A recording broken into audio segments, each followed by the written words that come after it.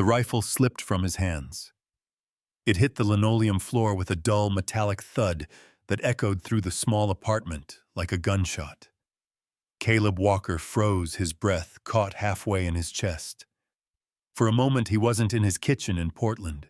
He was back in Afghanistan, dirt under his fingernails, the smell of oil and sweat, and iron heavy in the air.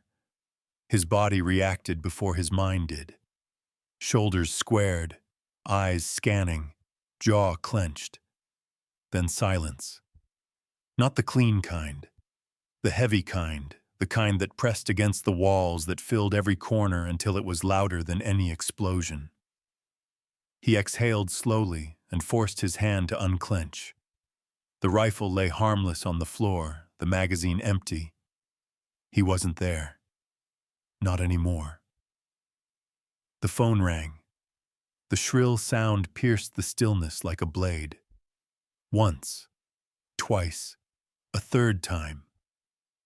Caleb let it ring, staring at the dark window above the sink. Outside, the night was cold and indifferent. By the fourth ring, something in him relented. He reached for the receiver. Walker. A pause. Then a familiar voice cracked with age. Caleb. It's Ben. Ben Holloway. He closed his eyes. He hadn't heard that name in over a decade, but it carried the weight of 1,000 forgotten summers. The hardware store. The smell of sawdust and sea salt. His father's gruff voice in the background. Mr. Holloway. Caleb said, his voice flat, trained. Been a long time.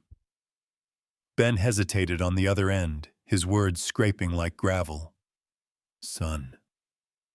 I hate to be the one to tell you this, but it's your father. Samuel passed this morning.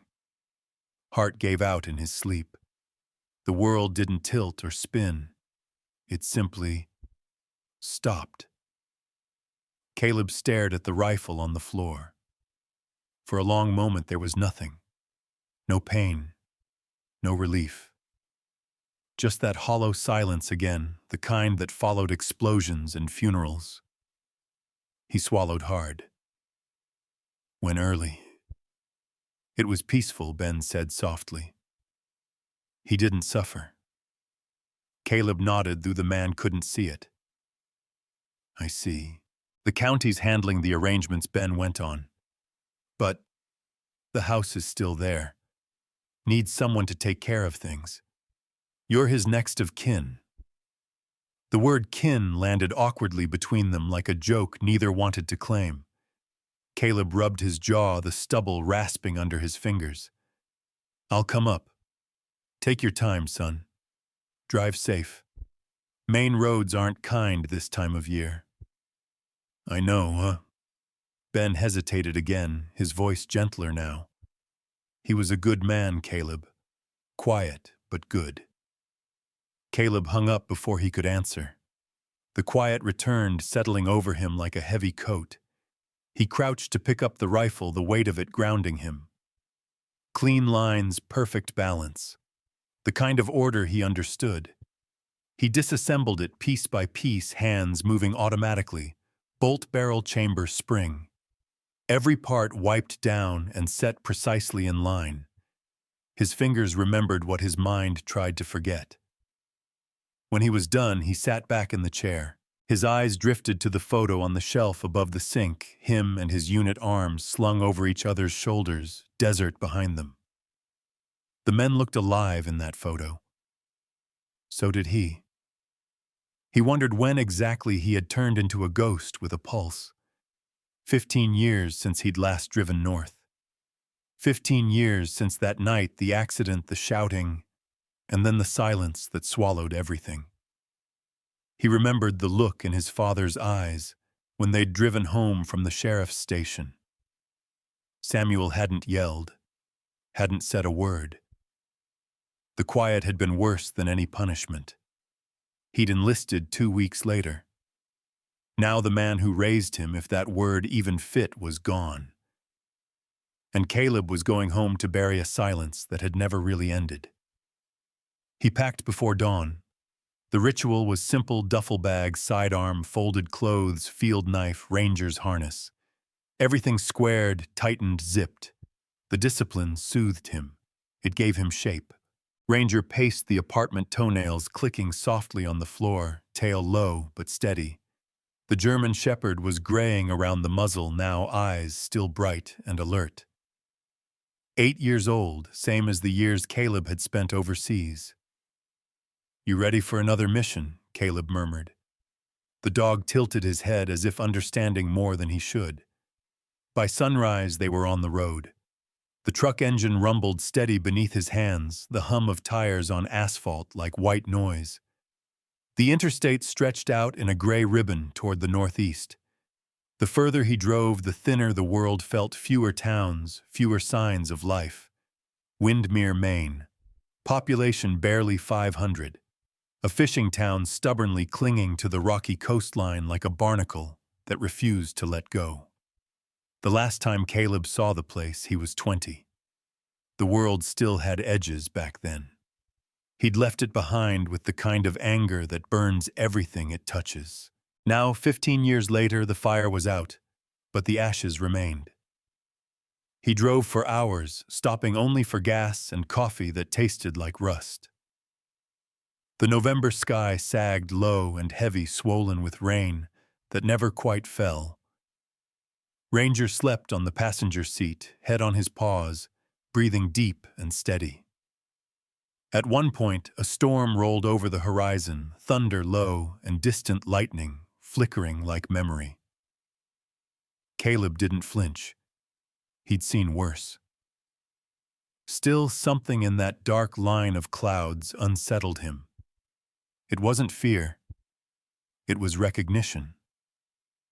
By the time he reached the turnoff for Windermere, the light was fading. The road narrowed, curving through dense pines and scattered cabins. The smell of salt water hit him first, cold, sharp, familiar enough to hurt. He rolled the window down, let it sting his lungs.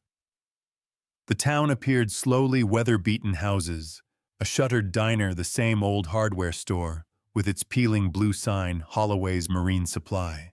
For a moment, he thought he saw Ben in the window, but the man didn't wave. Maybe it was better that way. Then at the far edge of the coast, the house. Perched on the cliffside like an aging sentinel, its white paint had faded to gray. The porch sagged and the shutters clung to their hinges by stubbornness alone, but the roof still stood defiant against the Atlantic wind. He parked in the gravel drive and killed the engine. The sudden quiet roared in his ears. Ranger sat up, ears pricked, staring toward the front steps. Caleb followed his gaze. The key was still under the same loose stone by the porch, exactly where his father had always kept it. He hesitated before unlocking the door.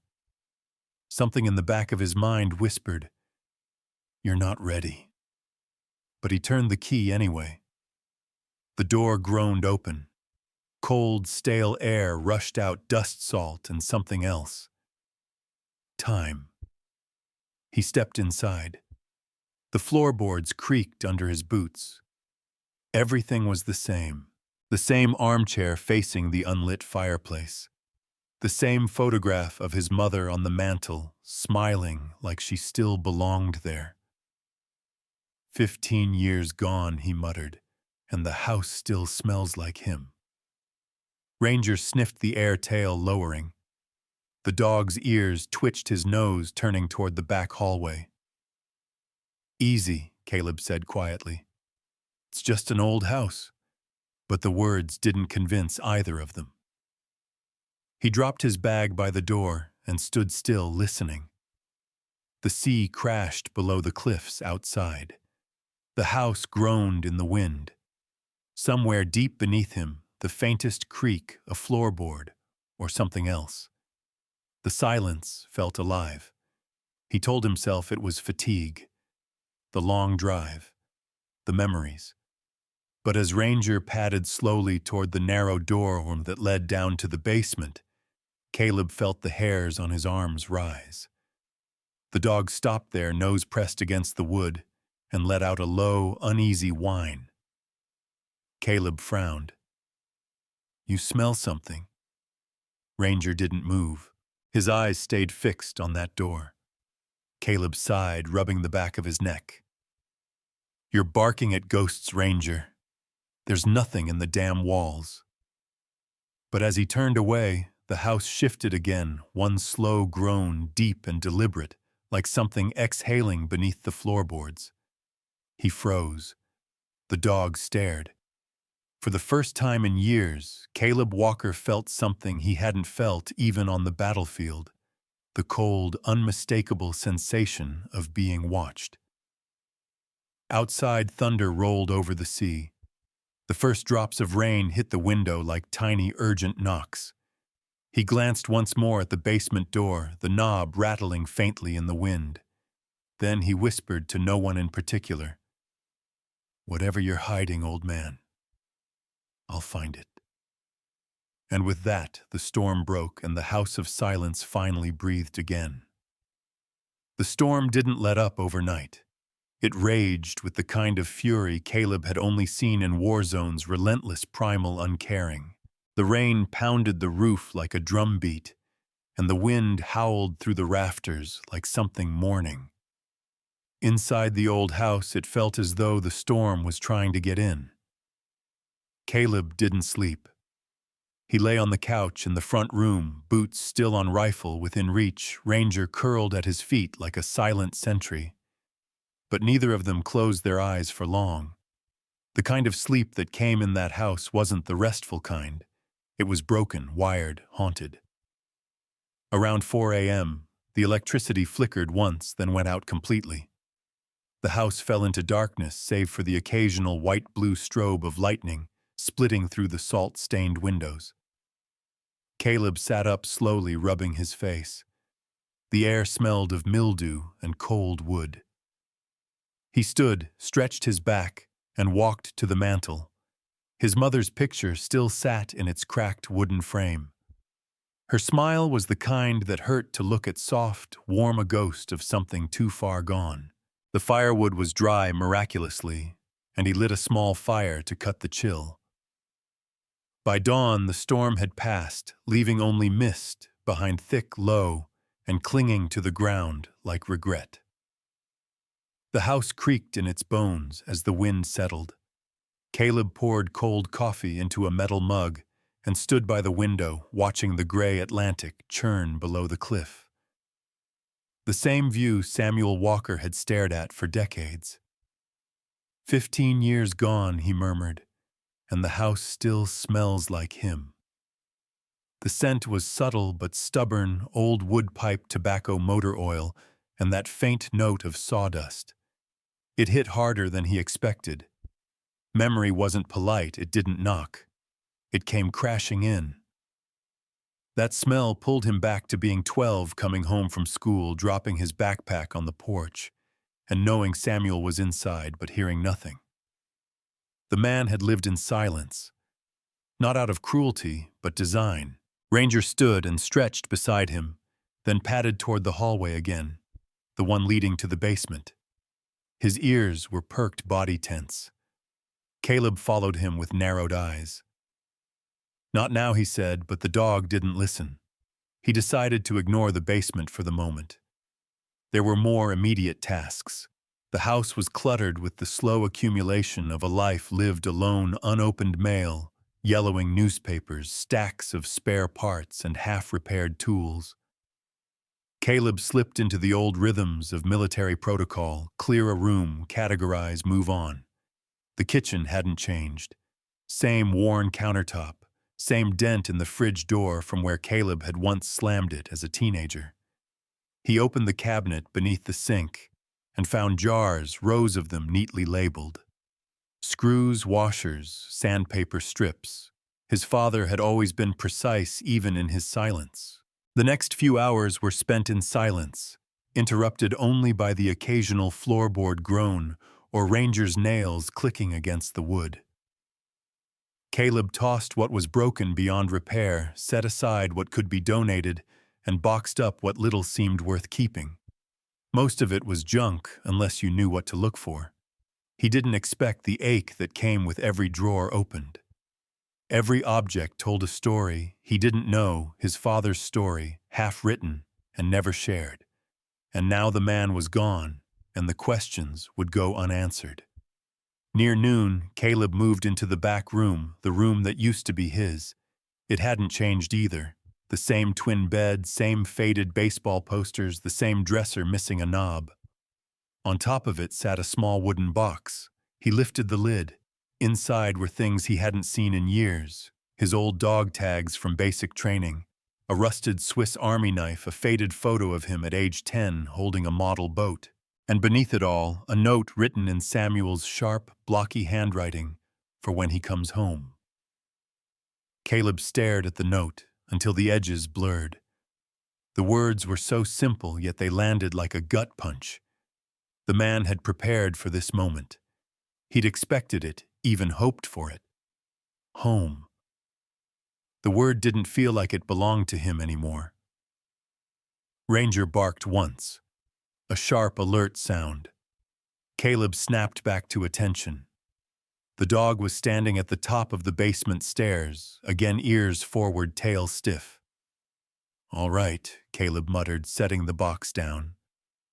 "You win." He grabbed a flashlight from the kitchen drawer and descended the narrow staircase.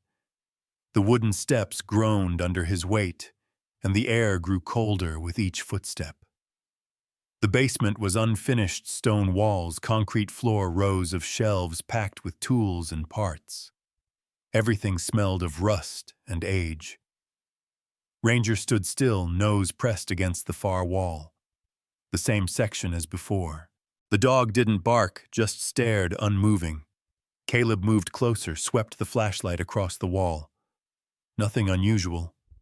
But when he tapped it with his knuckles, thunk. Hollow. He frowned. That wall wasn't supposed to be hollow. He traced his fingers along the seams of the boards. One was newer than the others. Carefully he pried it loose. Then another, and another. Behind them a door. Hidden. Untouched. "This door doesn't belong in this house," he said under his breath. The handle was cold iron. He turned it slowly, expecting resistance, but it opened with surprising ease. Beyond it was warmth. Not literal, but something different in the air. A strange stillness, almost reverent. He stepped through, and the flashlight beam landed on the first thing inside. Wood shavings. Everywhere. And tools perfectly aligned, gleaming. A workbench covered in sketches and half-finished pieces. Caleb swept the light across the room. A hidden workshop. More than that, a shrine.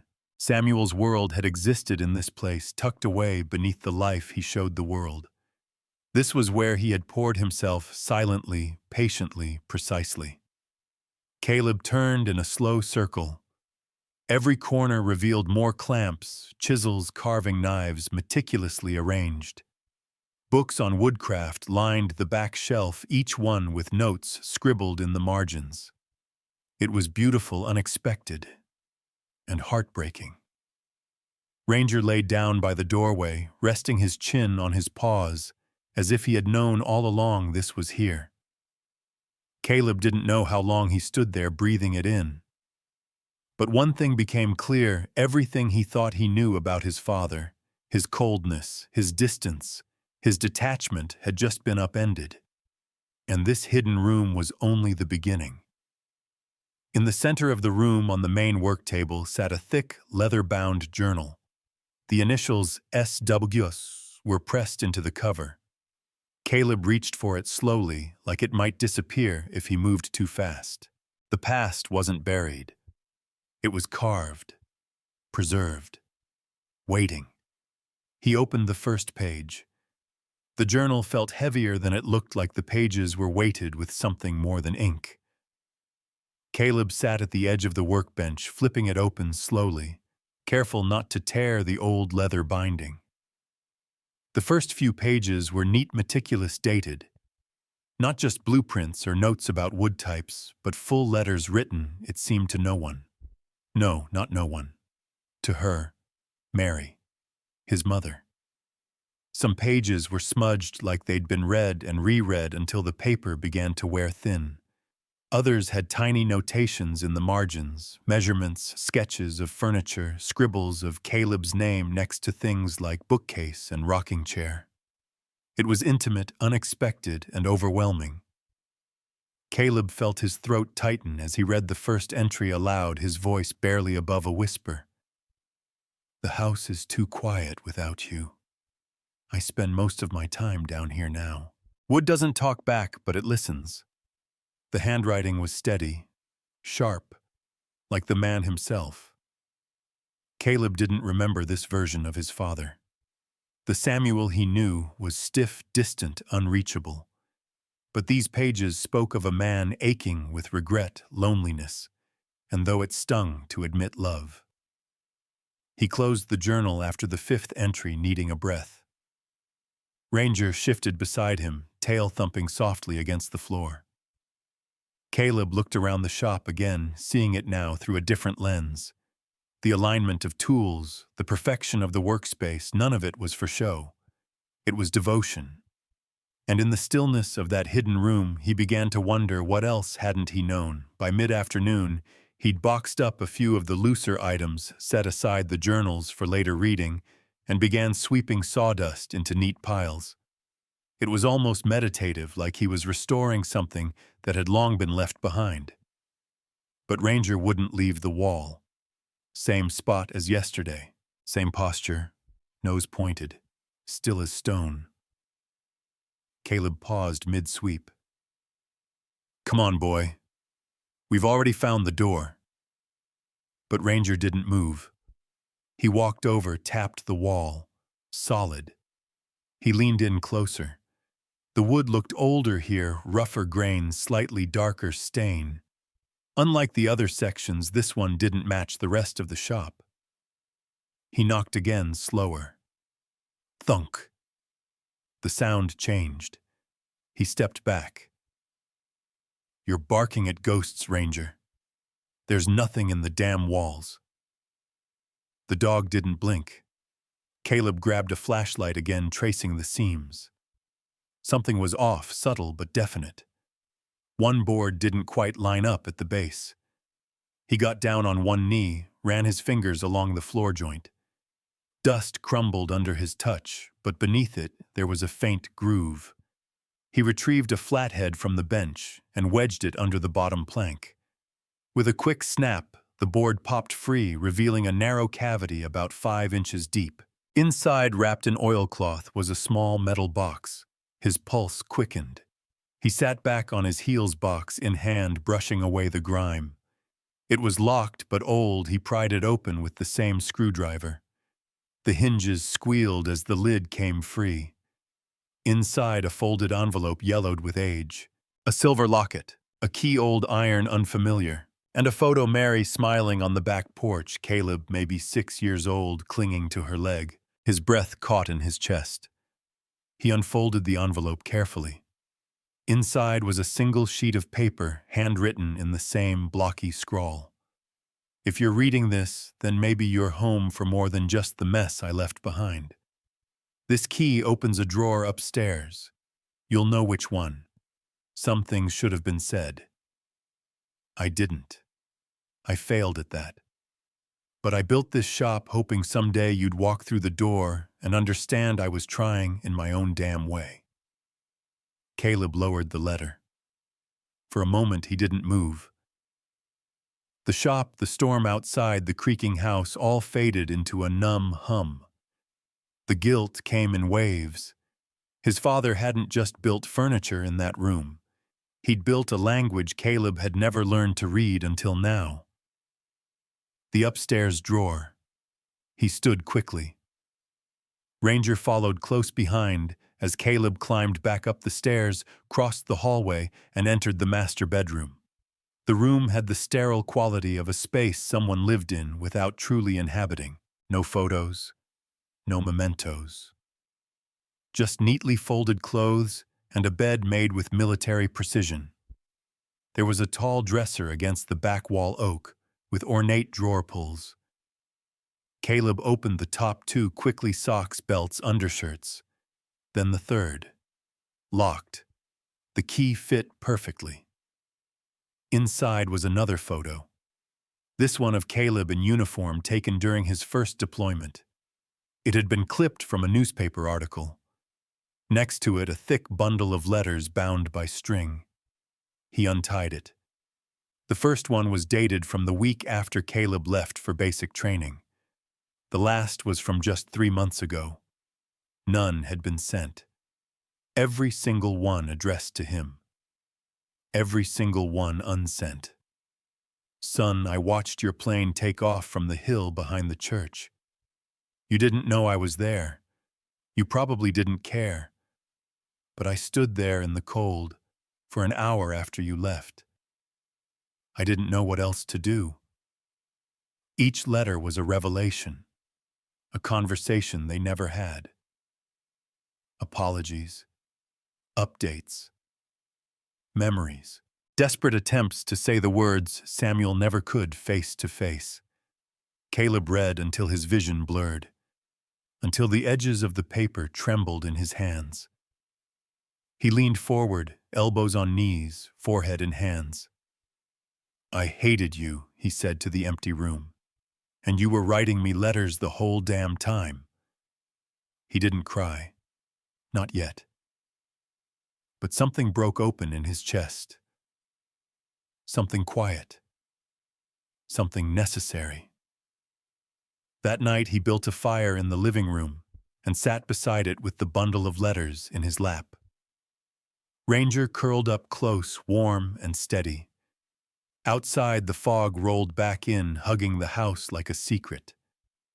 Caleb didn't sleep, but he read every word. He didn't realize morning had come until light bled through the windows. He stood slowly, joints stiff, and walked to the door that led to the porch.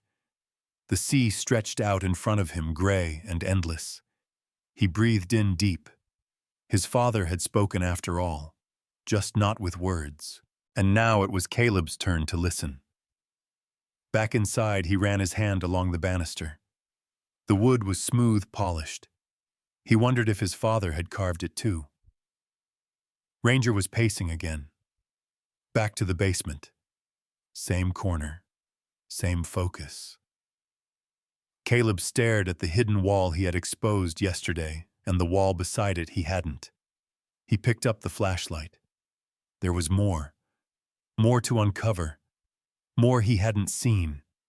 More Samuel had left behind, not out of deceit, but maybe hope. He descended the stairs again. The air felt heavier. This time he was ready to follow the dog's nose, ready to face whatever secrets remained buried beneath the house of silence. He placed a hand against the wall. It was colder than before. Solid. But not quite. The basement was darker than before, or maybe it was just the weight of what Caleb knew now. The flashlight's beam caught the floating dust, giving the air a thick, silvery haze. Ranger moved ahead with careful precision, stopping once more in front of the wall that had drawn his attention for days. Caleb stared at it, jaw tight, mind racing. There was no question anymore something was hidden behind that wall, and this time he wasn't going to hesitate. He set the flashlight down so it angled upward and cast a wide glow across the wooden panels. With a chisel from the workshop and a claw hammer in hand, he got to work prying carefully at the edges. The boards weren't nailed like the others. They were wedged fitted perfectly, like a puzzle, almost seamless. Whoever built it hadn't meant for it to be found easily. The first panel gave way with a groan, followed by a second. Behind them, the outline of a door took shape. It wasn't like the first hidden entrance. This one was narrower, older. The wood was darker, as if aged by secrets and salt. A cold draft slipped through the cracks. Caleb stepped back and ran a hand down the door's face. "This door doesn't belong in this house," he muttered. Ranger whined softly, tail low, but not tucked. Not fear, caution. There was no knob, just a recessed iron ring. Caleb gripped it and pulled. The door resisted. He pulled harder. It opened with a heavy snap, the hinges groaning like something exhaling after a long sleep. A rush of stale, colder air spilled into the basement. He raised the flashlight and stepped through. The room was small, a square maybe 10 feet by 10. The walls were stone older than the rest of the foundation. The ceiling lower. A single bulb hung from a cord overhead, long dead. Shelves lined the walls, each covered in sawdust and cobwebs. But the workbench in the middle of the room was clean. Too clean. Caleb ran his hand across the surface. No dust, no debris, just smooth, polished wood. Atop it sat a single item, a wooden box about the size of a toolbox with a brass latch. He opened it. Inside were dozens of tiny wooden carvings, each no more than a few inches tall. Miniature lighthouses, whales' anchors, compass roses, all intricate, all hand-carved. They weren't practice pieces. They were keepsakes, tokens. Tucked beneath them was another envelope, and beside it a stack of receipts and shipping labels, some dated as far back as the 1980s. He opened the envelope. Inside, another letter in Samuel's hand. This room was hers first. Your mother's quiet place, before she got sick. I sealed it off after. Couldn't bear to see it, but I couldn't destroy it either. I kept carving. It was all I knew to do. Some of these went to the church, some to the Children's Hospital in Portland. A few I kept, the ones that felt like her. Caleb folded the letter carefully and sat on the bench. His mother. She had been the quiet center of their small family. He remembered her humming in the kitchen, the way her hands moved when she worked fabric, always calm. He hadn't known she had a room, a space of her own. Samuel had never spoken of it after she passed. That grief had swallowed the house whole. And now this forgotten room breathed her back into it. He looked around, noticed a few drawings on the stone wall, faded chalk outlines of sewing patterns, tiny scrawled notes in his mother's handwriting. A list of names, some crossed out, some not. Was this where she had planned gifts, handmade toys, clothes? The air grew heavier the longer he stood there. There was so much he hadn't known. About her, about him, about what this house really held. He packed the carvings carefully into the box and carried it back into the workshop. Ranger stayed close, watching him like a second shadow. Upstairs, Caleb made coffee, strong, bitter grounding. He sat at the kitchen table, the journal beside him, the box of carvings opened in front. He sipped in silence, heart aching. How much pain could be buried in a place without ever making a sound? Outside, the fog thickened again, curling around the windows like vines. Caleb turned the journal to a new page, one dated 8 years ago. The boy never wrote back. That's all right. I deserved that.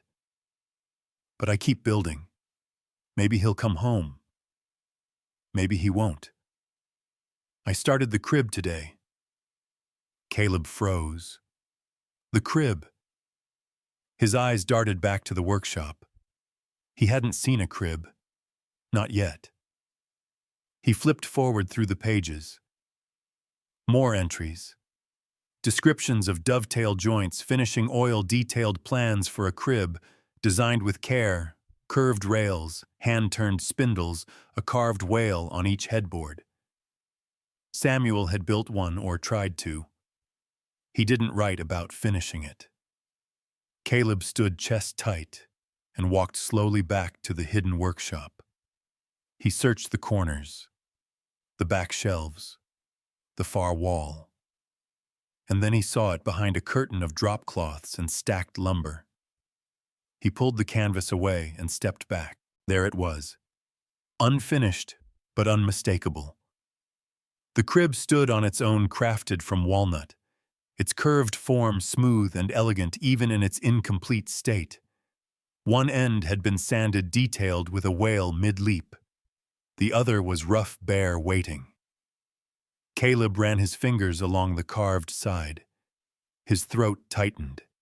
His father had been building a crib, not for a baby he'd lost, but maybe for the one Caleb never told him about, for the grandson he never met. A knot formed in his stomach as the memory surfaced: his ex-wife's brief pregnancy, the miscarriage that ended it before he could bring himself to call home. The timing hadn't felt right. The words had never come. But Samuel had known. He had known somehow. And he had carved this for a child that never came, for a hope he had no reason to hold on to. Caleb sat on the floor, knees bent back against the cold stone wall, eyes locked on the crib. The man he'd thought incapable of love had loved more deeply than Caleb could fathom. Not with words, but with wood, with silence, with devotion. Ranger came to rest beside him, chin on his thigh. For the first time, Caleb didn't feel like a stranger in that house.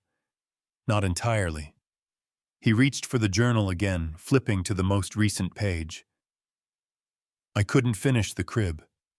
Hands won't hold the chisel steady. Time wins, I guess. But if he comes back, maybe he'll finish it. For the both of us. Caleb wiped his face and exhaled through a cracked smile. I will, old man, he said softly. I will. He stood, ran a hand over the raw wood, and then turned toward the staircase. But something stopped him.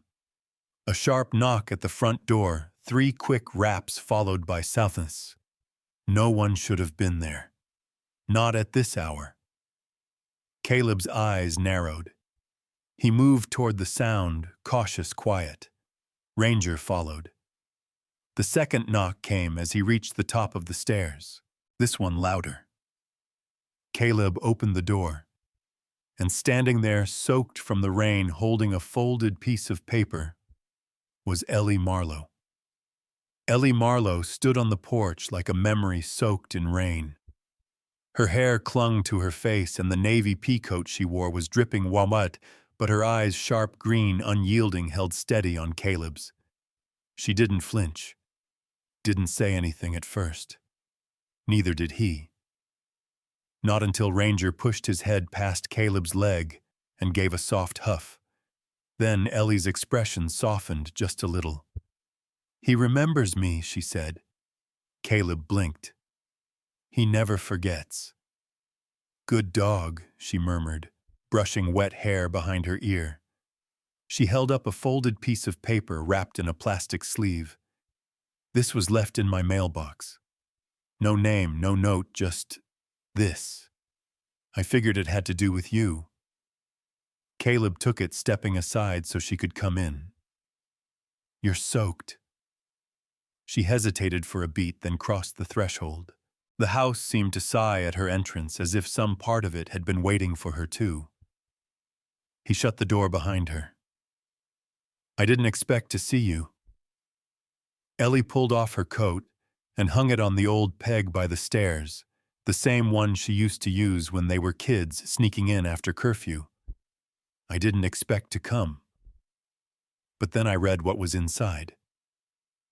Caleb peeled open the plastic, removed the note. The handwriting was familiar, jagged, and tired. It was Samuel's. Ellie, you were always kinder than he deserved. If you find your way to the house again, please don't let him leave before knowing the truth. There's something behind the cabinet in the attic. He won't look there. But you will. Caleb looked up sharply. The attic, Ellie nodded. I didn't read it twice. Just packed a bag and drove straight here. He stared at the note pulse picking up. The attic had been closed off for years, since before Mary died. Samuel had kept it padlocked. Caleb hadn't even thought to check it since coming back. "You want coffee?" he asked, needing to move. Ellie smirked faintly.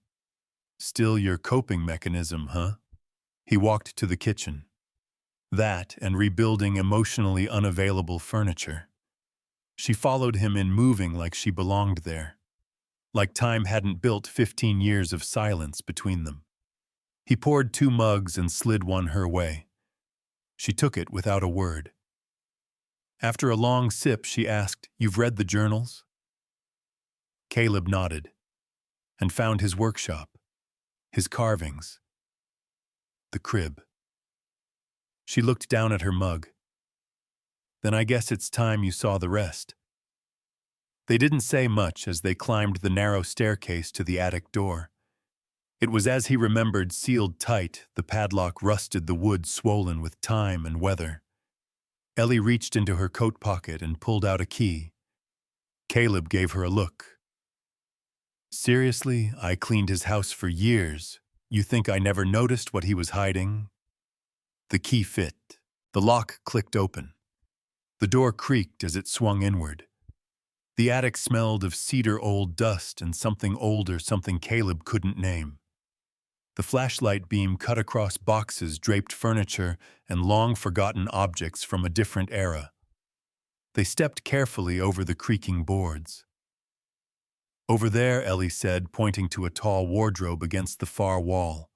It was old, ornate, heavier than anything in the house below. Caleb ran his hands along the sides, felt behind it, then gave it a solid push. It scraped loudly, but moved. Behind it, a section of wall made of a different material. Plywood, newer, nailed shut hastily. He found a crowbar nearby and went to work. With every board removed, the room behind it became clearer. Not a crawl space. A room. Small, dark, lined with cedar panels. A single window had been boarded over. Inside was a writing desk, an old trunk, and shelves full of photographs. Ellie stepped in first. She stopped cold. Caleb followed and froze. Photos of Mary. Dozens of them. Some framed. Some loose. Others pinned carefully to the wall.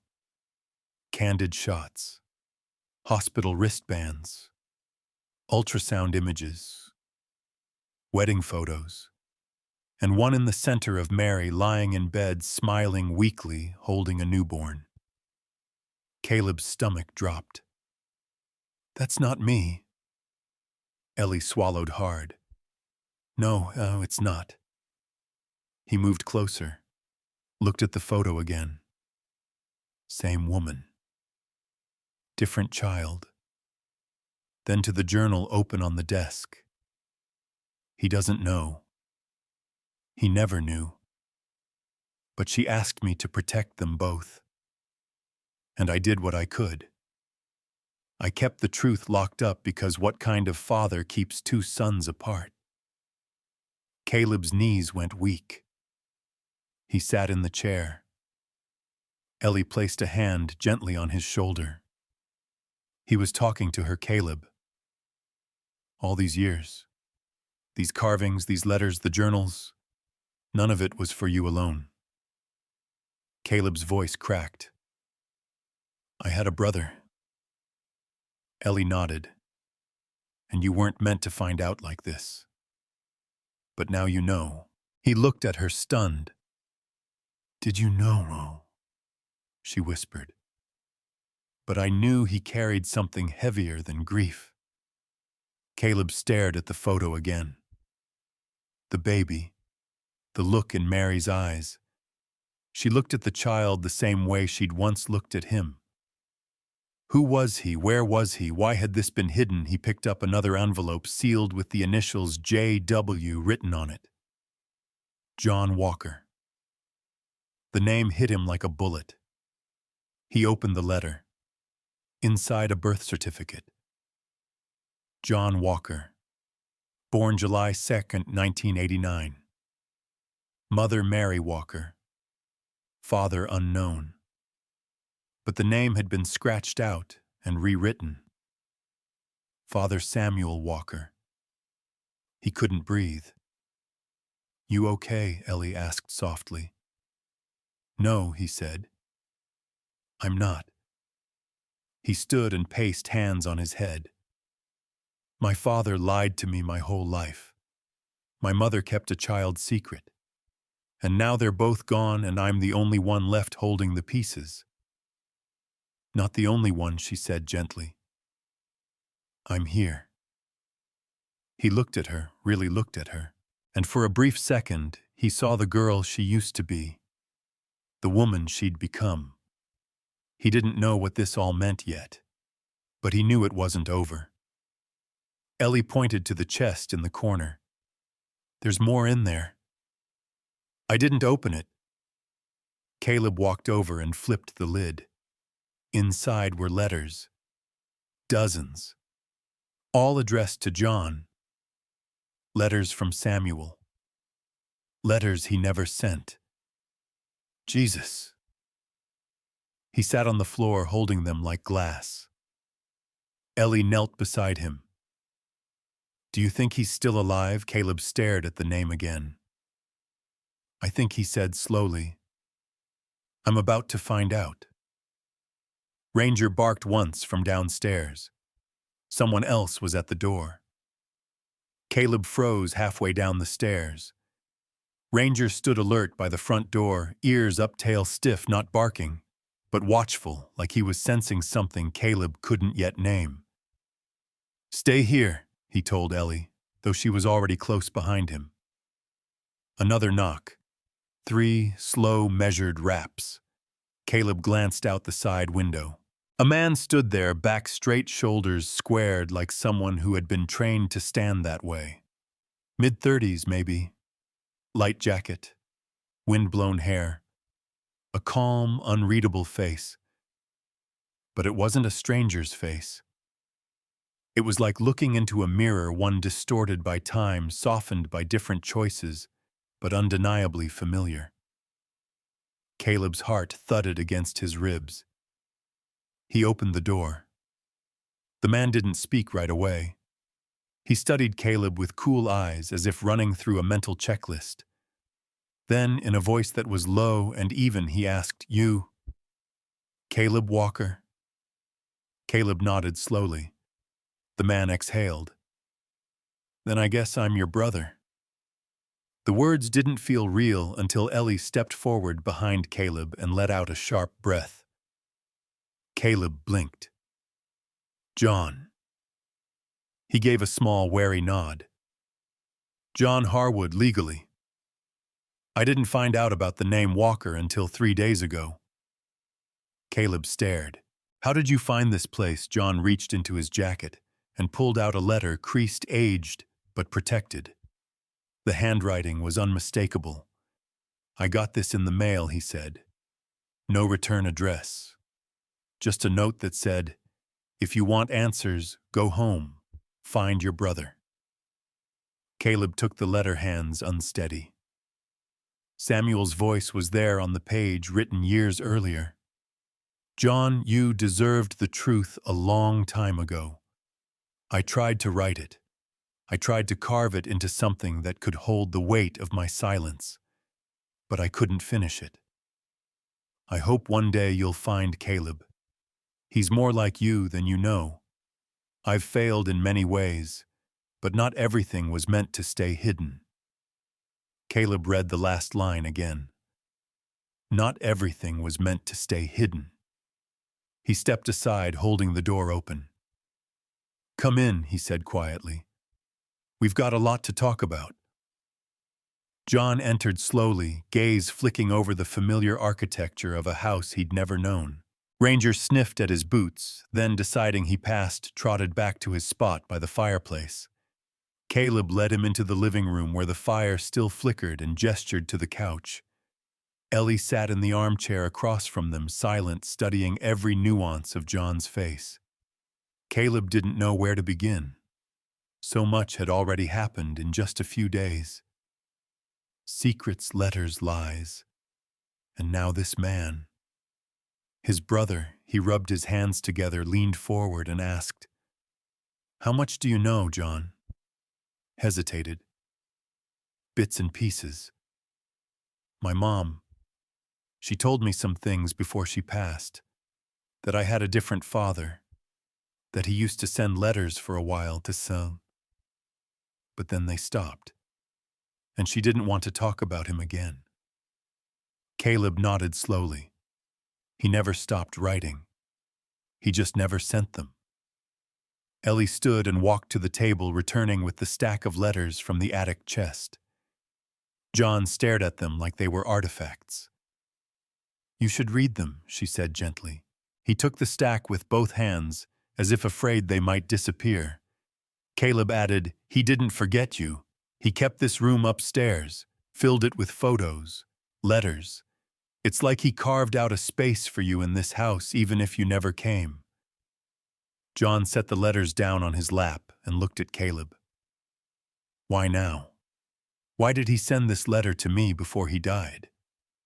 I think Caleb said carefully, he was trying to make things right, in his own way. Too late, maybe.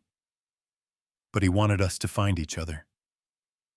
John's voice was quieter now. You think he ever regretted giving me up? Caleb swallowed.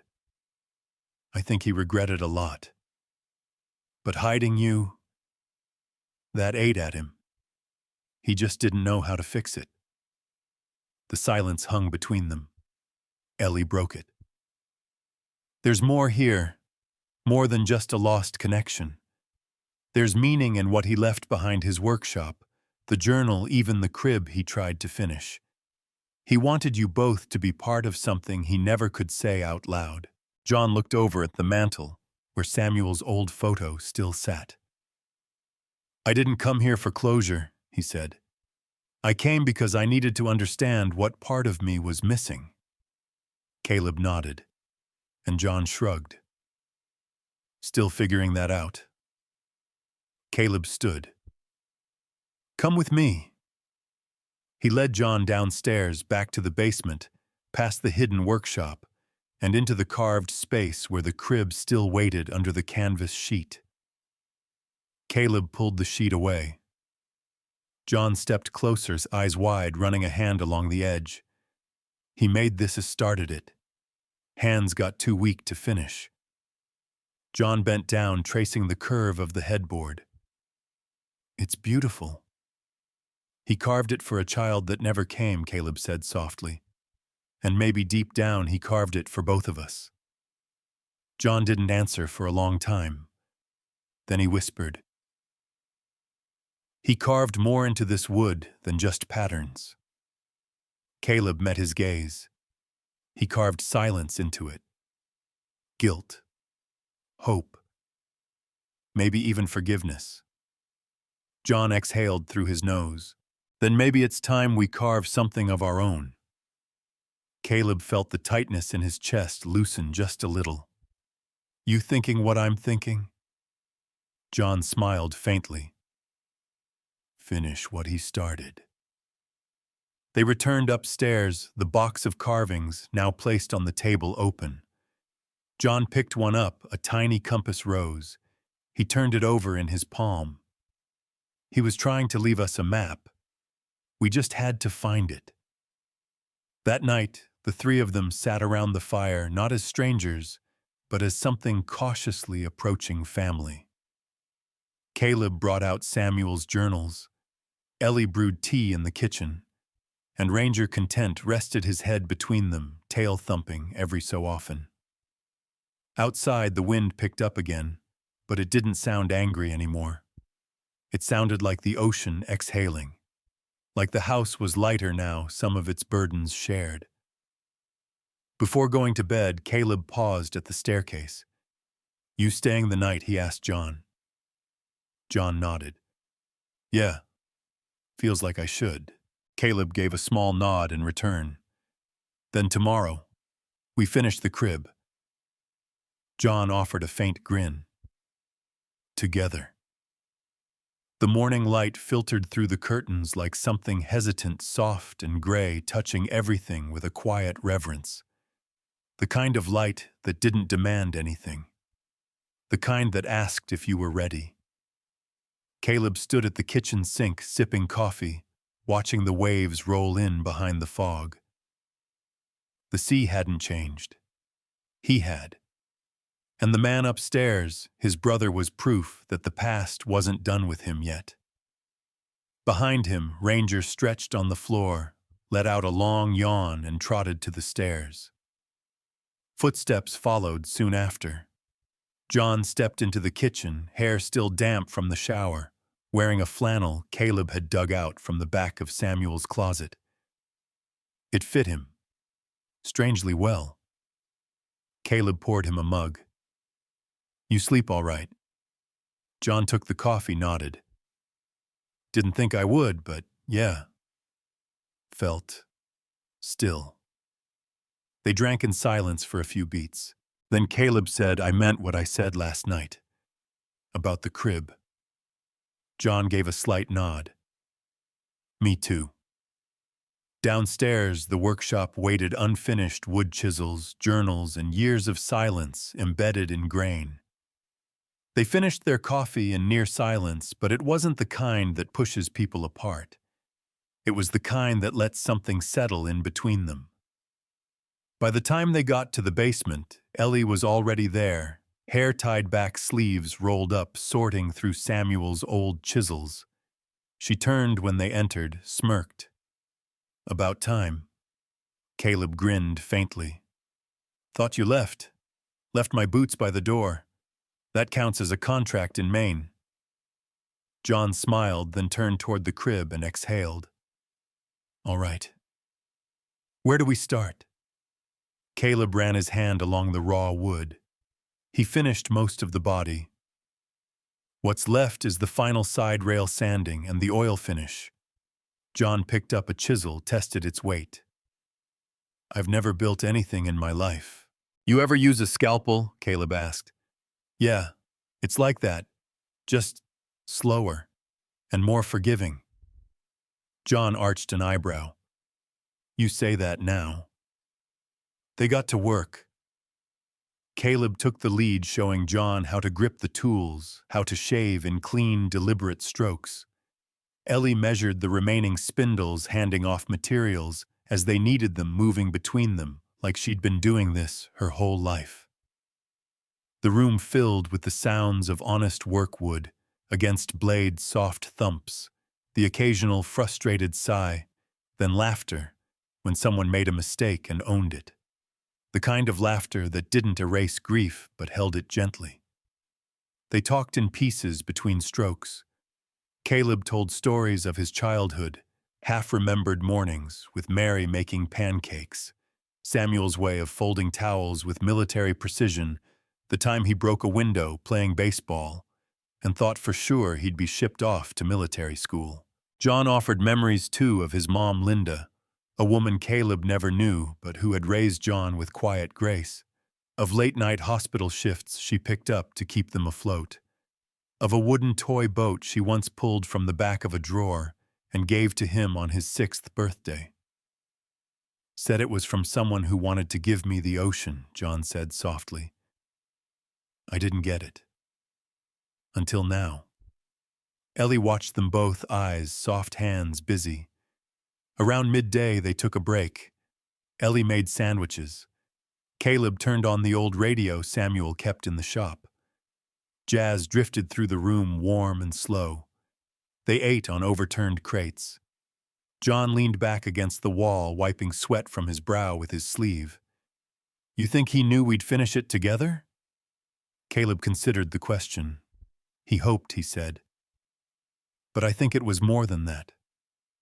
I think he built for the hope. Carving this crib, it was how he stayed alive after Mom. How he stayed connected. What you build with your hands, you carry in your blood." John nodded slowly. "That's a heavy inheritance. It's also a gift," Ellie added. "This crib isn't just for the past. It's a doorway." Caleb looked at her. "To what?" "To whatever's next." That afternoon, the crib finally took shape. They attached the final spindle, Caleb sanded the last rough edge. John applied the first coat of oil, hands trembling just a bit as the scent of walnut filled the room. It glowed under their touch. Ellie stepped back, tears silently streaking her face. "It's beautiful," she whispered. Caleb looked at the finished crib and saw more than wood. He saw time, forgiveness, a man's final attempt to reach out from the grave and say what he never could in life. They stood in silence, shoulder to shoulder. Later, while Ellie cleaned up the tools, John found a small note tucked behind one of the shelf drawers, folded tightly. Caleb watched as his brother carefully opened it. Samuel's handwriting again. "I couldn't hold them both, so I let one go. I thought I was protecting everyone, but I wasn't strong enough to tell the truth. If you find each other, maybe you'll build something stronger than silence." John read it aloud, then folded it slowly, reverently, like it was something sacred. He looked at Caleb. "We need to tell people." Caleb nodded. "We will, when we're ready." John looked back at the crib. "This isn't the end." "No," Caleb said. "It's the first piece of the next chapter." That night they moved the crib upstairs, placing it in the center of the master bedroom. Ranger followed them in tail, swaying as if giving his final approval. Caleb stood at the doorway, watching it catch the moonlight. "I still don't know what I'm going to do," he said to Ellie later as they stood in the hallway together. "You'll figure it out," she replied. "But you won't do it alone." The next morning, a letter arrived, hand-delivered, no stamp, just a seal on the envelope, an anchor etched into wax. Caleb opened it slowly. Inside, an invitation, not just to a meeting, but to a will reading. One that Samuel had arranged months before his death with names Caleb had never heard, and one name he never expected. The man Samuel once called his closest friend, and the reason Mary had disappeared for 3 months in 1989. Caleb read it twice. John looked over his shoulder. "Who the hell is Everett Keene?" Caleb's jaw clenched. "I guess we're about to find out." The old courthouse in Rockport hadn't changed much since Caleb last stood beneath its iron archway. Same rusted hinges, same scuffed marble floors. Even the clock above the entrance still ticked half a beat too slow, as if refusing to catch up with time. He stood at the base of the stairs, the envelope still in his hand, the wax seal broken but not forgotten. John was already inside. Ellie stood beside Caleb, arms crossed tight over her coat. "You ready?" she asked. "No," he said honestly, "but that hasn't stopped me yet." They entered together. The clerk at the front desk motioned them down a hall toward the probate chambers. Caleb recognized the name on the door etched in brass: Judge Deborah Winslow, a woman who had officiated his parents' wedding 35 years ago and now apparently would help untangle what his father left behind. They stepped inside. The room was quiet, heavy with the kind of stillness that warned of revelations. John sat near the back, eyes scanning the space like a soldier reading a battlefield. At the far end sat a sharply dressed man in his early 60s, silver hair, tailored coat posture, straight as a blade. Everett Keene. Caleb recognized him immediately from a photo in the attic. The one Mary had hidden in a carved frame buried under years of dust. Everett's arm wrapped around her waist, both of them smiling, but not like family, not like friends, like something more. "Mr. Walker," the judge said, nodding. "And Mr. Harwood. Miss Marlowe, please take a seat." They did. Judge Winslow folded her hands. "What we are about to discuss is not typical. Your father, Samuel Walker, left behind a personal codicil to his will. It was not filed with the court, but it was placed in a private trust to be opened upon the delivery of a sealed invitation one each of you received. Caleb nodded slowly. Including him, he motioned to Everett. The judge looked at Keene. Yes, Mr. Keene was Samuel's business partner, and more as it turns out. Everett spoke then, voice smooth and controlled. I was his closest confidant, and the keeper of one final request. Caleb stiffened, which was Everett stood and removed a thick envelope from his coat. To tell you the truth, the whole truth, something he couldn't say while he was alive. Caleb's eyes narrowed. Why now Everett gave a sad smile. Because dead men still have secrets, but some of them were never meant to die with him. He placed the envelope on the table. Judge Winslow slid it open and unfolded a letter. She read aloud, To my sons, Caleb and John, I know you've found each other by now. That above all is what I prayed for. But there's one more thing you need to know. The day your mother disappeared for those months in 1989, it wasn't a breakdown. She wasn't sick. She was hiding. The judge paused. Caleb felt his stomach knot.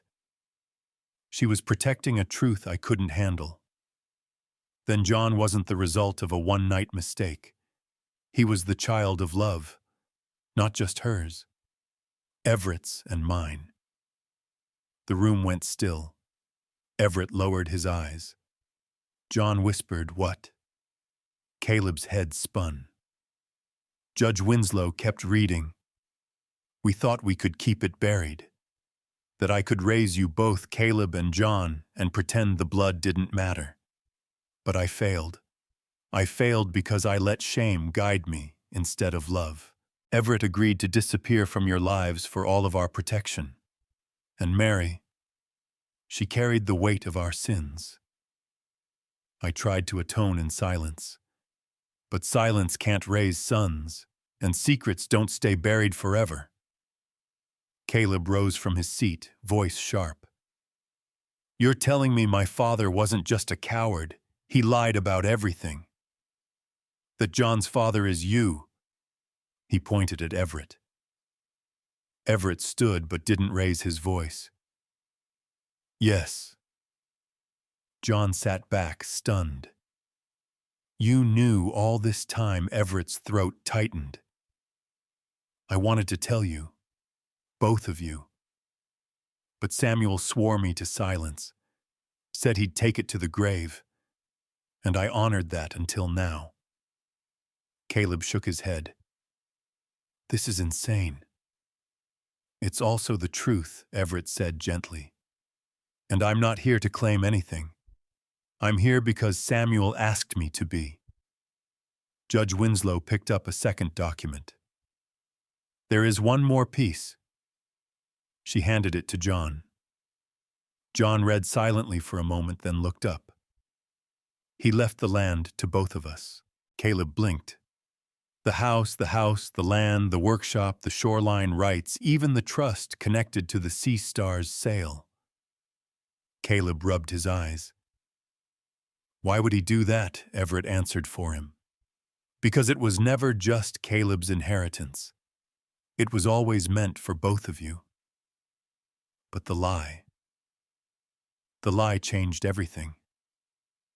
Ellie finally spoke. So now what? You expect them to forgive and forget, just shake hands and divide up the family history like property. Everett looked at her. No, I expect nothing. But I hope maybe they'll build something better. John turned to Caleb. I don't even know what to say to you right now. You don't have to, Caleb said. I don't know what to say to myself. They left the courthouse in silence. Outside, the wind had picked up. The first flurries of early snow began to drift down, catching in the folds of their coats and hair like ash from a slow-burning fire. Back at the truck, John leaned against the hood. You mad? Caleb didn't answer right away. Then I'm not mad you exist. I'm mad he waited until he was dead to give us the truth." John kicked a stone across the lot. "He thought he was protecting you." "He wasn't," Caleb said. "He was protecting himself." They stared at the snow for a while. John finally asked, "You gonna sell the house?" Caleb turned to him. "You want to, I don't know." "Then let's figure it out." They got into the truck, the letter between them on the dash, the name Everett Keene still hanging in the air like smoke. As they drove back to the house, Caleb glanced at the side mirror. A black SUV followed at a distance, one he didn't recognize. He said nothing. Not yet. But something told him the past wasn't done knocking. The snow was heavier by the time Caleb pulled into the driveway. The black SUV that had been following them didn't continue down the road. It parked at the edge of the Marlowe orchard, across the street, headlights off engine, quiet, as if it belonged to the shadows. Caleb shut off the ignition. John watched the rearview mirror. "You know that car," Caleb said, "but it's been there since Rockport." Ranger growled softly in the back seat. Inside the house, the fire had gone out. The warmth they'd left behind was gone, replaced by a stillness that wasn't just physical. It felt like the walls were holding their breath. Ellie stood in the kitchen, phone in hand, already watching them from the window. "You saw it too, yeah," Caleb said. "No plates. Tinted windows. No movement since it parked." She locked the door behind them.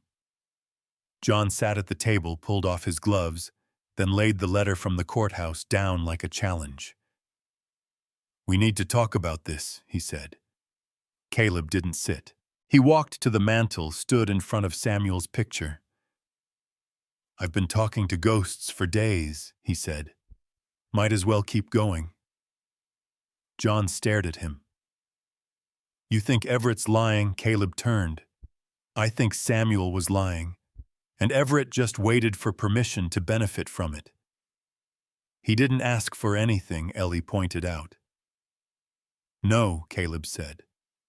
"But lies always leave someone holding the bill." The wind moaned outside. Another log shifted in the fireplace. Then a strange thing happened. A photo fell from the bookshelf. Not slid, fell, like it was pushed. Ellie walked over and picked it up. "It's Mary," she said softly. The photo was old, faded. Mary in the garden, pregnant, glowing. Caleb took it from her and flipped it over. On the back, in Samuel's handwriting, she planted things that always came back, even when no one watered them. Caleb stared at it for a long moment. The garden. "What about it?" John asked. He looked at them both. "I think there's something out there." They bundled up and stepped out into the snow, Ranger bounding ahead of them.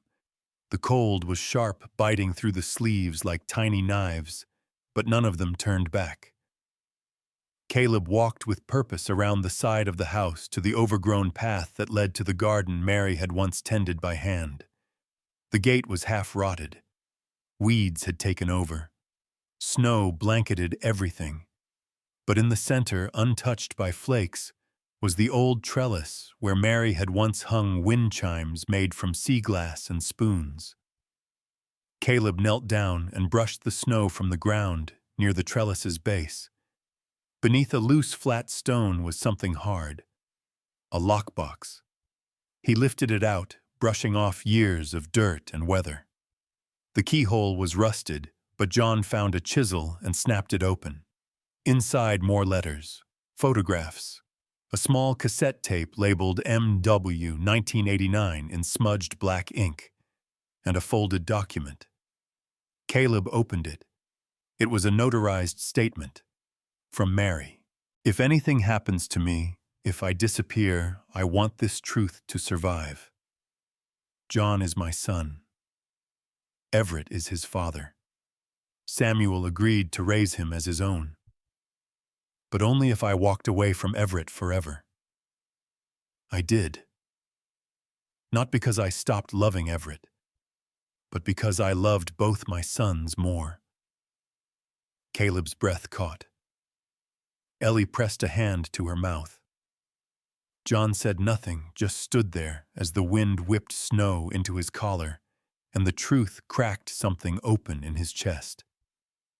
Caleb held the tape up. "We need to hear this." Back inside, Ellie found an old tape player in the attic. Dusty, but still working. They hit play. Mary's voice filled the room. Soft, steady, like lullabies in a storm. Caleb, John. If you're hearing this, then the world didn't give me enough time to say this in person. I want you to know I never chose one of you over the other. I chose silence because it was the only peace your father would accept. And in that silence, I lost part of myself. But you were never lost. You were never unloved. The tape clicked off.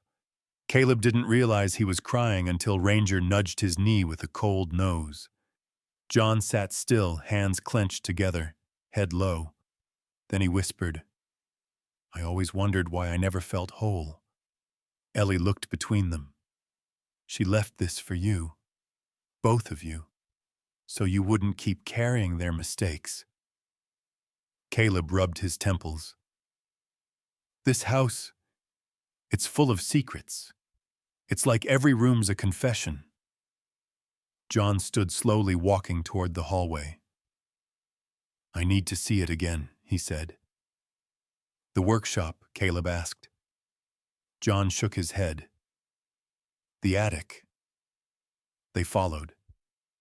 The attic hadn't changed. Dust still hung in the air like breath held too long. The photos on the wall hadn't moved. But now they had names, stories, sins. Caleb ran a finger along the edge of the photo of Mary holding John as a baby. For the first time, he could see the fear in her smile. "You think she wanted us to find all this?" he asked. Ellie answered, "She didn't want the truth buried with her. The house always remembers even when we try to forget." John took a framed carving from the shelf, a tiny pair of wings. The back was engraved. "For the boy I could never carry but always held." He looked at Caleb. "She left signs everywhere." "We just didn't know how to read them," Caleb murmured. They stayed up there for hours. When they came back down, the SUV was gone, but a note had been left at the door, pinned under a rock. No name, no explanation.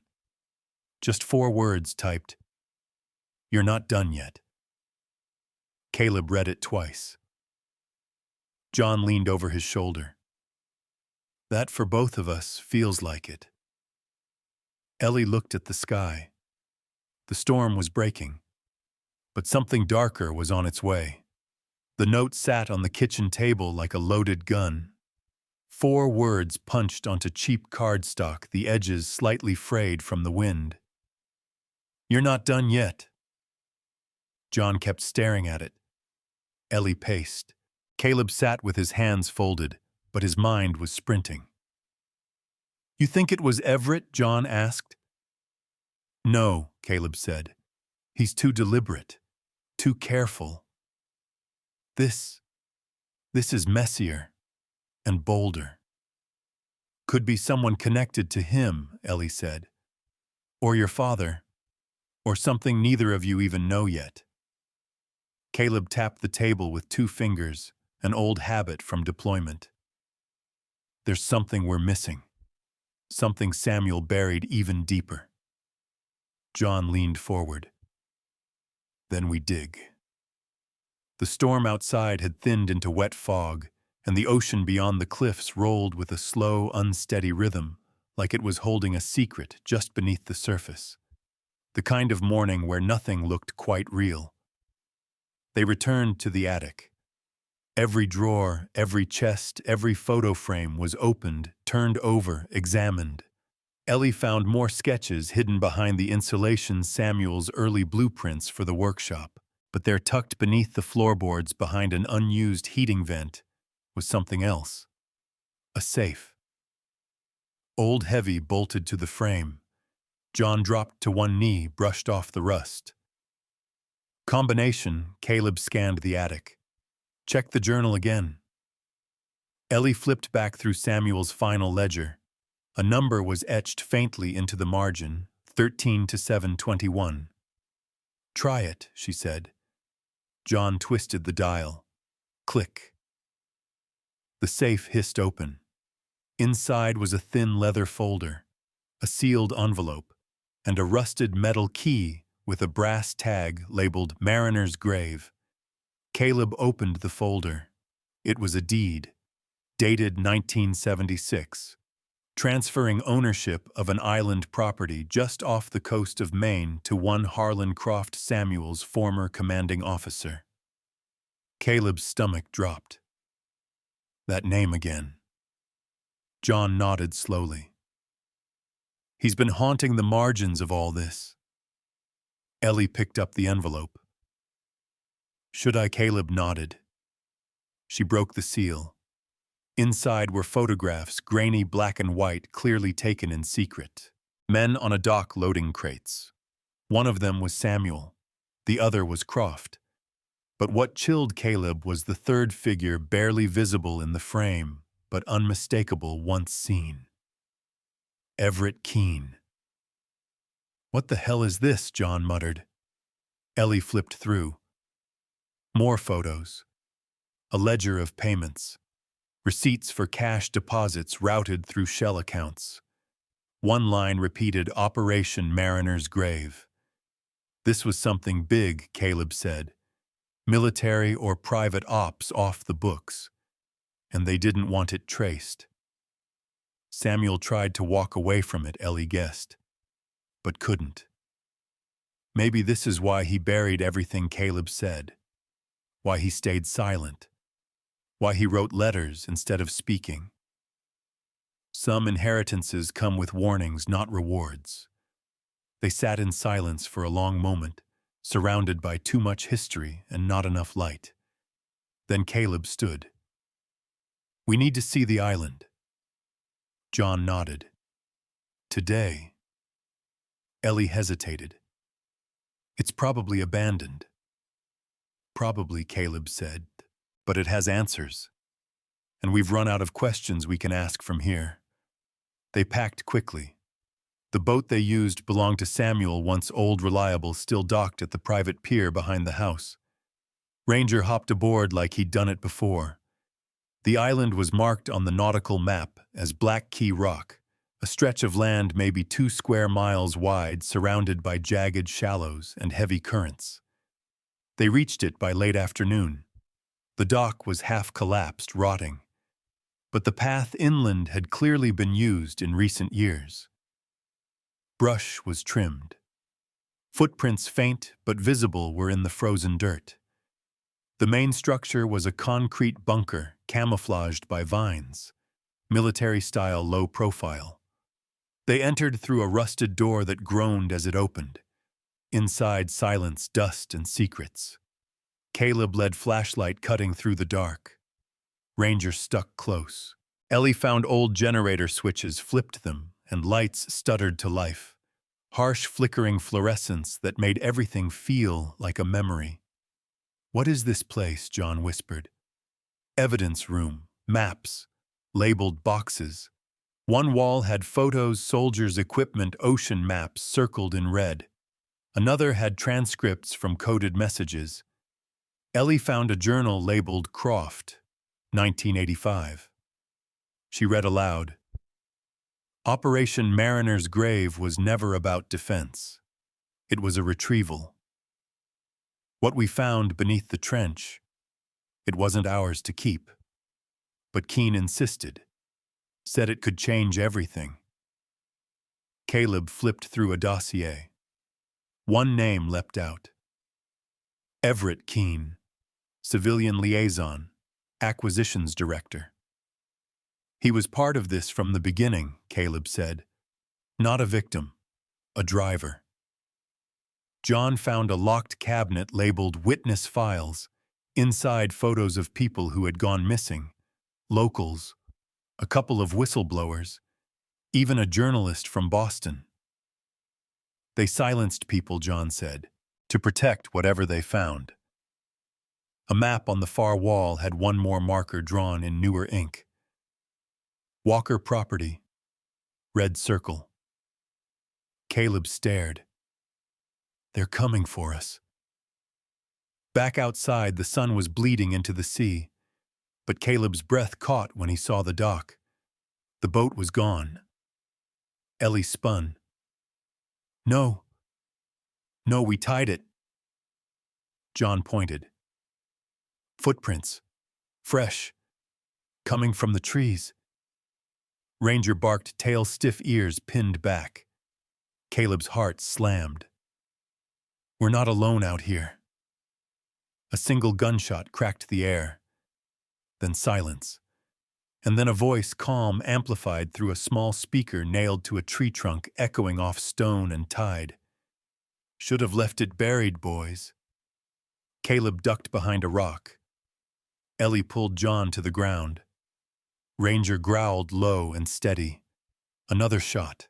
Closer. Caleb's mind raced. They were trapped. No boat. No signal. No help. And somewhere in the trees, someone was hunting them for the truth. He looked at John, then Ellie. This isn't about inheritance anymore, he said. It's about survival. The trees swallowed sound. The moment the second gunshot rang out, the island shifted from history to a battlefield. Caleb's heart thudded against his ribs. The boat was gone. The path they came in on was compromised. And somewhere in the forest, someone with a weapon and a grudge was tracking them. He crouched behind a moss-covered boulder, one hand on Ranger's back to keep him still. His other hand was clenched around the rusted key they'd found in the attic safe, the tag Mariner's Grave pressed cold into his palm. John and Ellie flanked his sides. No one spoke. They didn't need to. Another voice cut through the silence, amplified again through that distant, crackling speaker. I gave Samuel a chance to keep this clean, the voice said. But he didn't listen. Now you've inherited more than land and lies. John whispered, Who the hell is that, Croft? Caleb said. It has to be. Ellie's face was pale, but her voice was solid. How does he even know we're here? He's been watching us, Caleb replied. That black SUV probably his, and I'd bet he still has access to the old surveillance network, the same system they used during the operation. John cursed under his breath. So we're trapped. No boat, no comms, and a maniac with a rifle. Not entirely, Caleb said. There's another way off this island. John raised an eyebrow. Which is, Caleb held up the brass key. This place was built to disappear, which means it's got tunnels. They waited for a gap in the wind, then moved low and fast through the underbrush, Ranger leading the way, nose to the ground, ears alert. Back at the bunker, Caleb led them past the war room into the storage corridor. There was a locked steel hatch at the base of the wall, partially hidden behind collapsed crates and rusted tool racks. The key slid in, turned. Click. A stale gust of air spilled out cool metallic damp. Underground. Flashlights on. They descended into a narrow tunnel lined with decaying insulation and rusted cables. Footprints marked the dust, recent ones. He's been down here, Ellie murmured. Caleb nodded. Then we're on the right path. The tunnel twisted twice, then opened into a wide chamber, a fallout shelter converted from a pre-existing cavern. In the center, crates sealed with Department of Defense insignias. Old military gear. Radios. Empty files. And blood. A small trail of it. Smudged across the floor, leading behind a stack of crates. Ranger barked once, low and warning.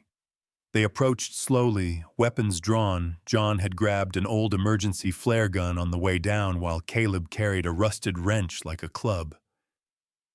Behind the crates, they found a man. Mid-50s, gray beard. bullet wound in the side. He looked up, eyes sunken, desperate. Keen, Caleb asked. The man nodded weakly. They got here before me. Thought I could stop them. I was wrong. Caleb crouched. Who shot you, Croft? He doesn't want the truth out. He never did. Your father tried to warn me before he died. John knelt beside him. Why come here? Keen coughed. Because the last piece is here. The manifest. What manifest? Ellie asked. Keen's lips trembled. What they found under the trench. The real reason this island exists. The weapon. A sharp noise echoed from above, metal scraping against concrete. A hatch opening. Croft was coming. Keen's voice dropped. It's in the vault. Far end. Code still 1989. John stood. Go. I'll stay with him. No, Keen said. Don't stay. Don't stop. Finish what Samuel started. They moved fast, deeper into the shelter. Caleb's flashlight swept across old ID tags, lockers, sealed crates. Finally, at the far end of the corridor, they found it a vault door built into the rock keypad, faded but working. Caleb entered the code. 1989. The door unlocked. Inside, a single crate, labeled only with a red triangle and one word burned into the wood. Retrieved. They opened it.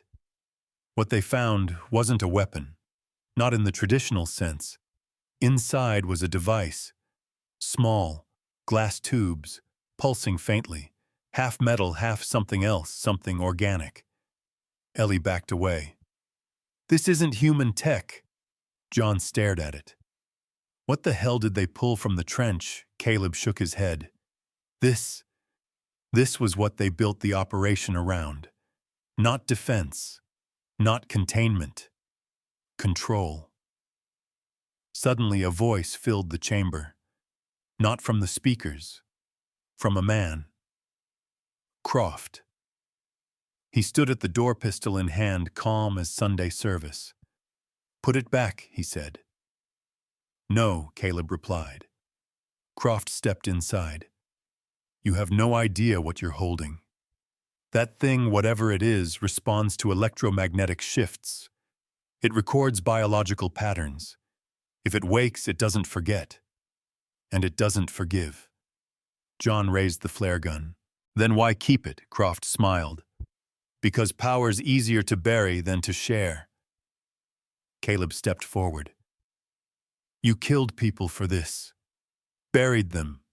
Erased them. I contained chaos, Croft said. I did what your father didn't have the stomach for. John fired. The flare hit the wall behind Croft, exploding in a flash of heat and light. Croft stumbled, blinded. Caleb lunged, wrench, swinging. They fought in the dark, metal fists, boots against stone. Croft was stronger than expected. Still trained. Still lethal. But rage had made him reckless. Caleb got the upper hand. One final blow to the side of Croft's head sent him down unconscious. Breathing heavy, Caleb stepped back. The truth doesn't run, he gasped. But it bleeds. They tied Croft's hands. Ellie radioed the Coast Guard using the old equipment in the bunker, static-filled, but enough to get a signal out. By the time the boat arrived, dawn had broken. Keen was gone. His body lay covered in a tarp, Ranger lying beside him as if in mourning. The device was sealed back into the crate. For now. As they left the island, John stood beside Caleb at the stern, wind in their hair, silence between them. I think I understand, Dad, now, John said. Caleb nodded. Me too. Ellie joined them, her hand brushing Caleb's. So what now? She asked. Caleb stared back at the island shrinking behind them. Now we decide if we're the last chapter of a buried story or the first page of something honest. A month passed. The snow melted slowly, peeling back the frost-bitten corners of Rockport like a secret returning to light. Spring came without fanfare. No grand blossoms or bird choirs, just the quiet persistence of thaw of roots remembering how to grow. And with it came the reckoning. The house on Haven Ridge Lane stood as it always had worn, but unwavering. Caleb sat on the porch, coffee in hand, Ranger curled at his feet. The salt in the air had returned, chasing the sting of ash and metal from his lungs. Behind him, the house had begun to breathe again. John moved through the garden sleeves, rolled up hands in soil. He'd started rebuilding the trellis Mary once loved, each nail driven with a kind of reverence. Ellie appeared in the doorway, wrapped in an old flannel shirt that once belonged to Samuel. She didn't speak, just handed Caleb a folded letter. It was addressed to all three of them. No signature. But they knew the writing. Everett Keene. The letter was short. There are things I'll never be able to say out loud. Not because I fear the consequences, but because I never earned the right to speak them. The operation is dismantled. The device sealed permanently. The officials who sanctioned it won't survive exposure. That will have to be enough. As for Samuel, he was braver than I ever gave him credit for. He kept the monster caged even when the rest of us fed it. I hope you bury what matters and burn what doesn't. If you need me, I won't be far. E. John read it over Caleb's shoulder. He's not done running. No, Caleb said. But he's not chasing shadows anymore either. Ellie sat beside them. So what now? Caleb looked out at the sea. We stop surviving and start living. They rebuilt the workshop first, not as a shrine, but as a space to heal. Samuel's tools were cleaned, restored, hung back where they belonged. His carvings, those strange, tender shapes he never shared, were lined along the shelves. They discovered one last project, tucked under a tarp in the corner, a wooden cradle half-sanded, unfinished. Caleb finished it. Not for a child, not yet, but for the sake of finishing what his father started. John moved into the guest house on the edge of the property. He kept the photo of Mary Young bright-eyed, glowing on his nightstand.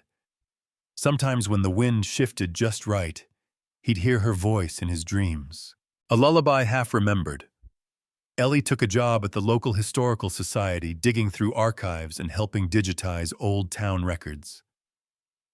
One day she found a photo of Samuel and Everett in a forgotten folder, young arms slung over shoulders, eyes full of something like hope. She didn't show Caleb. Not right away. Some things needed time. Caleb visited the shoreline every morning. He'd stand at the dock and watch the sun rise through the fog, a habit he once hated, now sacred. He no longer spoke to ghosts, but he listened to them. One morning a package arrived. No return address. Inside a carved wooden box. Inside that, a compass. Not modern, not military. Handmade like the ones from the early 1800s. The initials SW burned into the back. Beneath it, a note. To find your way home, you have to know when you're lost. Caleb smiled. The past hadn't let go, but it no longer held him hostage. Rockport had its rumors, of course. People talked about the island, the Coast Guard, the sealed-off sections of land now under federal observation. But no one ever came asking questions. Maybe they knew better. Maybe the town, like the family, understood that not every truth needed to be shouted. Some needed to be honored, quietly. One rainy night, Caleb stood in the attic again, the same space where everything had started to unravel, where secrets fell like dust from the ceiling and shook the ground beneath his feet. He looked at the wall of photos. Now each had a name, a date, a memory. Mary holding a young John. Samuel holding a younger Caleb, one hand awkward on the boy's shoulder. Even Everett off to the side in many pictures, but always there, always watching. Caleb lit a single candle on the windowsill. Not for mourning, for remembering. Downstairs, John was playing guitar badly, and Ellie was laughing at the missed chords. Ranger barked once like a disapproving critic, and just like that, the house felt like home. Later, Caleb sat at his father's old desk and opened a blank journal. For the first time, he wrote. Not a report, not a eulogy, a story. About brothers who found each other. About a father who tried. About a truth that didn't run but bled. He didn't worry about who would read it, or what they'd think. Some stories were worth writing just to prove they happened. He closed the journal and looked out the window. The sky was clearing, and somewhere in the back of his mind, a voice calm, familiar whispered, "You came back. That's what matters." He didn't answer. He just breathed. And for the first time in a long time, it didn't hurt. The next morning, the garden bloomed early. Not because of the weather, because something old had been laid to rest, and something new, quiet, strong, and painfully human had begun to grow. What we leave behind isn't always land or legacy. Sometimes it's peace, and peace finally was enough.